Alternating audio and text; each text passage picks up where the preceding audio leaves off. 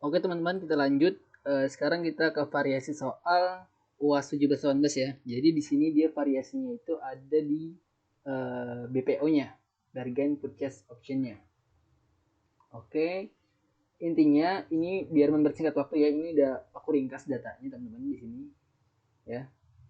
Kita jadi nggak perlu ngeringkas soal lagi biar memperingkas waktu ya. Di sini ada tahunnya mulainya 2015 ya. Masa sewanya 5 tahun berarti berakhirnya 2 Januari 2019 ya.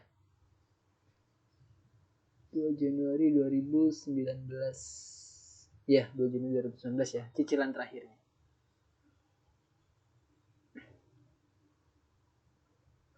Oke. Nah, di sini ada cicilan sewanya diketahui 55.000, terus jenis cicilannya annually dan due di awal tahun bayarnya. Terus ada opsi BPO-nya, teman-teman. 25.000 ya opsi BPO-nya. Di sini bisa dilihat di soal, nah bagian sini. Pada akhir tahun kelima, PT Lisi dapat membeli server tersebut dengan harga 25.000 ya. Oke, kita lanjut. Terus nggak ada diketahui nilai sisanya. Rate yang digunakan oleh Lisi 10% dan investasinya 10%. Umur ekonomisnya 10 tahun ya. 10 tahun. Terus ada metode depresiasinya garis lurus. Fair value servernya sama dengan PV sewanya. Ini diketahui di soal ya. Dan COGS-nya 200.000. Dan ada initial direct cost-nya 30. Oke, kita fokus ke BPO-nya aja ya. Nah, bagaimana kalau di BPO pengerjaannya? Yang pertama pasti cicilan ya. Karena diketahui cicilan, otomatis kita disuruh mencari nilai wajar asetnya ya. Atau nilai lease liability-nya. Di sini 55.000 ya cicilannya. Terus ada pembayaran sewanya, present value pembayaran sewa atau PV payment-nya. Caranya faktor dikali cicilan ya. Faktor ini dikali 55.000 dikali dengan faktornya. Nah, ini ya, faktor dunia 5 tahun 10%. Sama dengan 229, 342, 60. Lanjut, setelah kita mendapatkan PV pembayaran sewanya, baru kita menghitung PV probable cost-nya yang diperoleh dari BPO. Nah, jadi dia posisinya itu setelah present value pembayaran sewa ya. Di sini kita mencari tadi BPO-nya 25.000 dikali dengan faktornya. Nah, faktornya itu yang single amount 0,6 ini. 5 tahun 0,1 artinya 10%. Sama dengan 15.523. Sehingga nilai wajar aset sewa atau lease liability-nya ya. Artinya itu adalah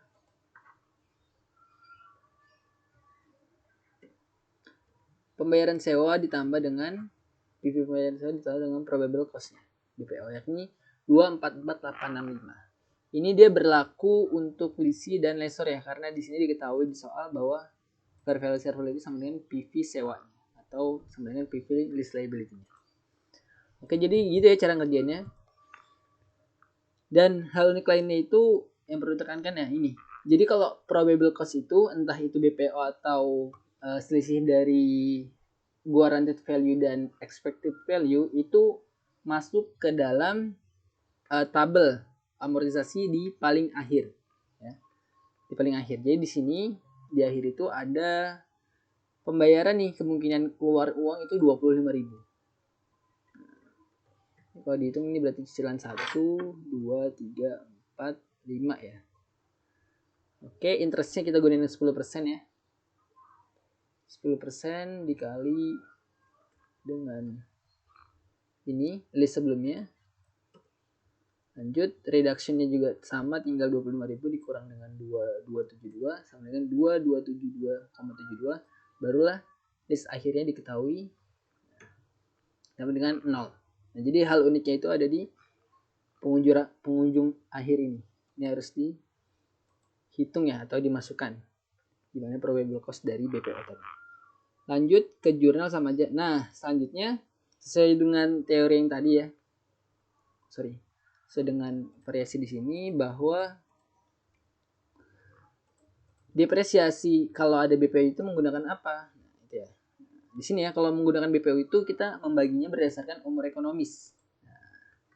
Jadi di sini yang kita lihat itu umur ekonomisnya, yakni 10 tahun ini. Sehingga di sini kalau kita cari itu adalah 2, 4, 4, 8, 6, 5 ini ya dibagi dengan berapa? Dibagi dengan 10. UE ini 10. Sama dengan 24, 4, 8, 6,56. Nah, ini jurnalnya. Sisi lisi dan sisi laser ya. Seperti biasa. Nah, depreciation expense-nya gunain yang 24486. Oke, sama terakhir itu terkait pengembalian, teman-teman. Nah, di sini jadi yang perlu ditekankan pengembaliannya. Di nomor 2 poin E. Dengan asumsi PT Lisi membeli server tersebut, buatlah jurnalnya. Jadi 2.E ini asumsi si Lisi membeli ya, jadi membeli atau dieksekusi. Bagaimana jurnalnya? Kalau dieksekusi, jurnal seperti ini.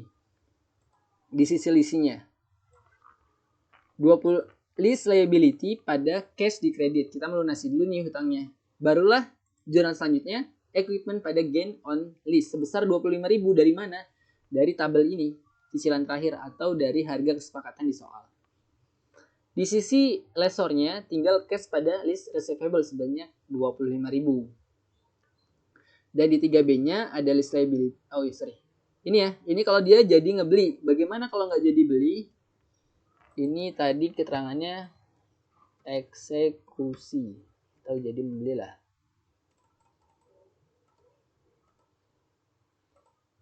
Yang bawah ini nanti dia yang diminta itu adalah tidak eksekusi. Kita lihat dulu soalnya, teman-teman. Nah, jadi di sini diasumsikan PT Lis mengembalikan server tersebut pada akhir masa sewa. PT Lis mengembalikan server ya, berarti dia nggak jadi ngebeli. Dengan nilai wajar server tersebut adalah 20.000, teman-teman. Nah, diminta buatlah jurnalnya. Yang pertama di sisi listnya. Oh ya, di sini dia karena akhir tahun itu pasti 2 Januari 2020 ya, atau akhirnya. Atau 31 Desember 2019. Bebas ya. Karena tadi dia di sini mulainya 2 Januari cicilan terakhir, berarti cicilan di awal nih, berarti selesai 31 Desember atau 2 Januari 2020. Gitu ya. Jurnal seperti ini nih kalau tidak jadi dieksekusi. Sisi lisi dia mendebit list liability pada gain on sale ya. Kita anggap keuntungan karena kita nggak jadi ngebeli, nggak jadi ngeluarin uang ya. Sedangkan di sisi lesor tadi karena diketahui fair value-nya 20.000, berarti inventory yang kita catat itu sebesar 20.000 aja.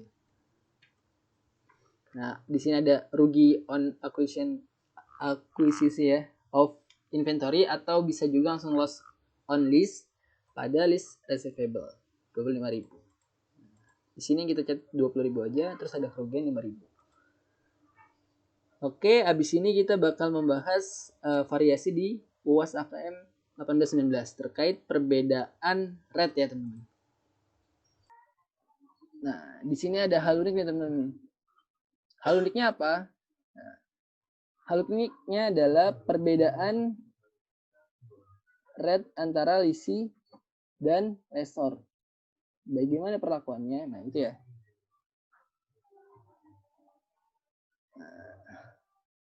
Ini juga harus diperhatikan.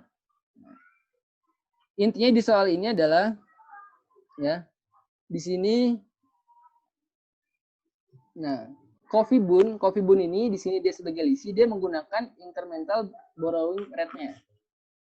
Ya, karena dia bisa jadi nggak mengetahui atau kurang informasi yang jelas gitu. Intinya di sini menggunakan incremental borrowing rate-nya, yakni 9%. Ya. Kan ini perbedaan nih antara implicit rate dengan yang digunakan oleh list. Ya, ini perlakuannya juga berbeda ya. Yang pertama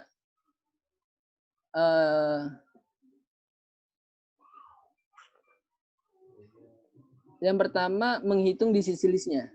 Oh, sorry. Di sini udah aku summary juga soalnya teman-teman.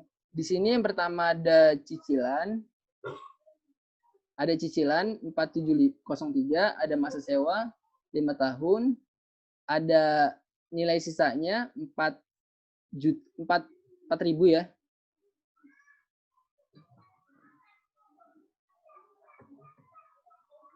Jadi untuk mempersingkat waktu, ini 4.000 dan ada rate use for lease-nya 9%, terus ada implicitnya 8%, UE-nya 5 tahun ya.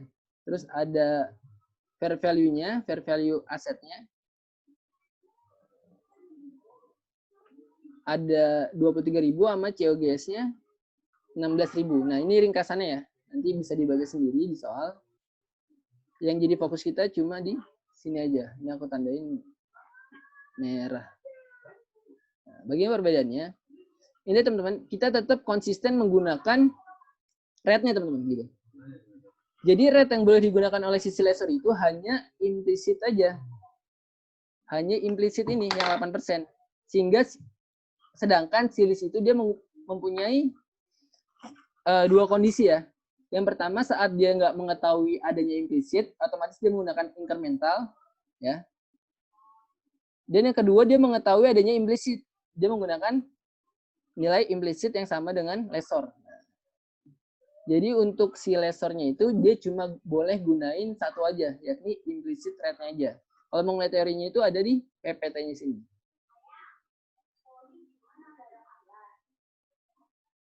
Ada di PPT-nya sini. Sorry.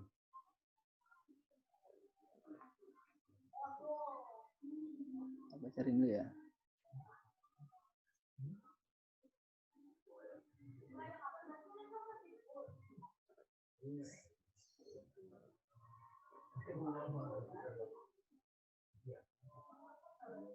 Nah, ini ya.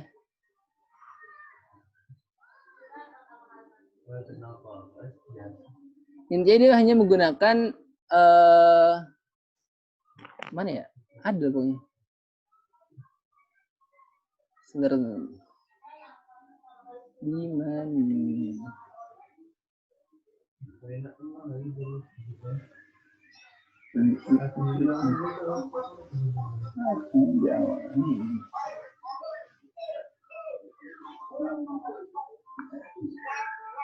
Ada kayak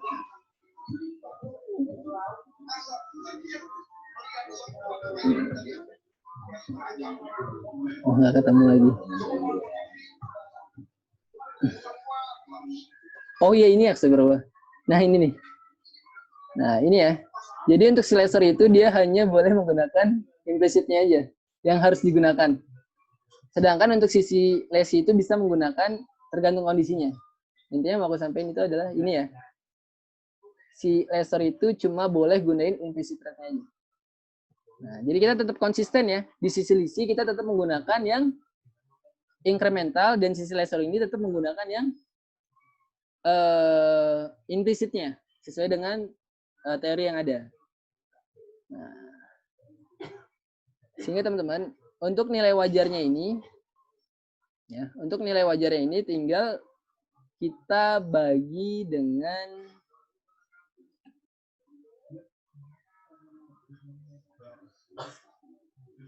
sorry.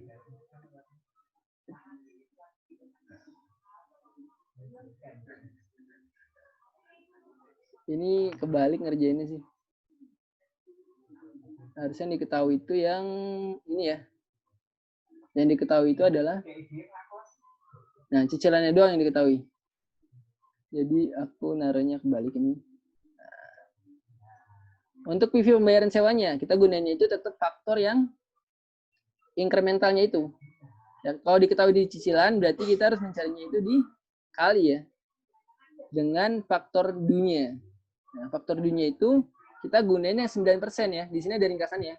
Faktor U terus 5 tahun 0,9% atau SA 5 tahun 0,9%. Jadi kita gunain yang incremental ini. Faktornya ini kalau mau kalian hitung nanti bisa dibuktikan ya. Nah, ini 919,939,40. Ya.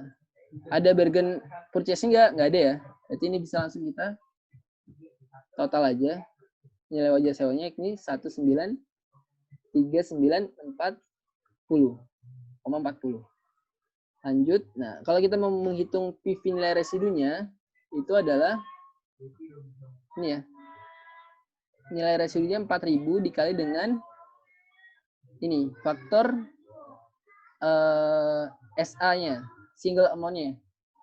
Faktor single amount-nya, 0,6 ini.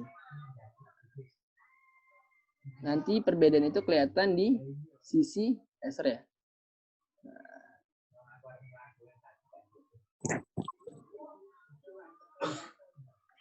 Nah, coba kita buktikan ya. Kita buktikan nih. Yang pertama di sisi lasernya kita gunain yang 8% ya.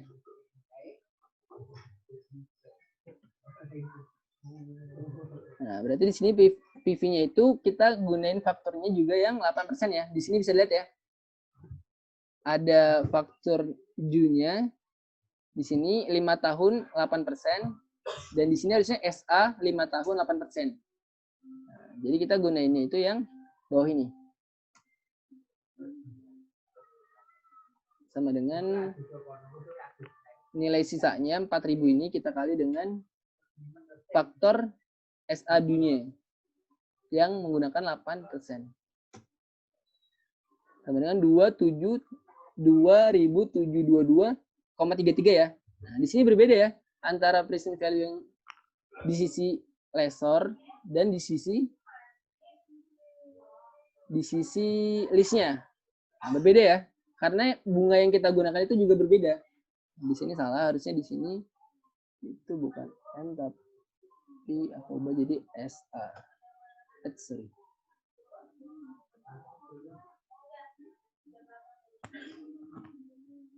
Biar enak bacanya. Nah, di sini single amount. Berbeda ya. Lanjut ke PV yang diterima lesor menurut pencatatan lesornya. Sama dengan 23.000 dikurang dengan 27223. Cicilan ya teman-teman. Ya, rumusnya PV dibagi dengan faktor. Faktor yang kita gunakan tetap yang 8% tadi. 8% berarti yang ini. Ya, yang bawah ini punya lesor. 4,3121. Nah, di sini hasilnya adalah 470. Tapi sini dibulatin ya. Kalau nggak dibulatin itu hasilnya bakal kayak gini. Kalau dibulatin ke 4703 hasilnya bakal ada sisa dikit. Dan itu hanya masalah koma-komanya aja ya.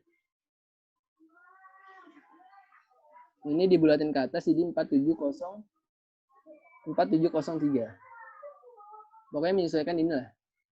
Nah, oke teman-teman, lanjut. Nah, perbedaan juga yang perlu kita tekan ini ada di sini nih. Ada di penjualan awalnya ini.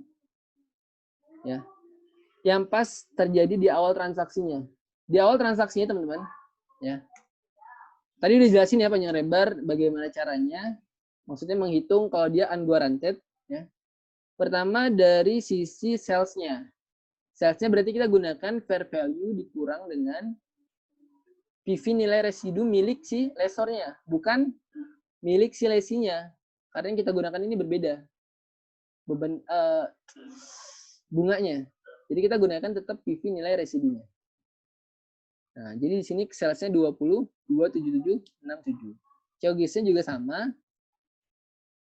Berarti PV-nya ya, book value-nya 16.000 atau COGS-nya 16.000 dikurang dengan present value daripada nilai residu di sisi lesornya 2722.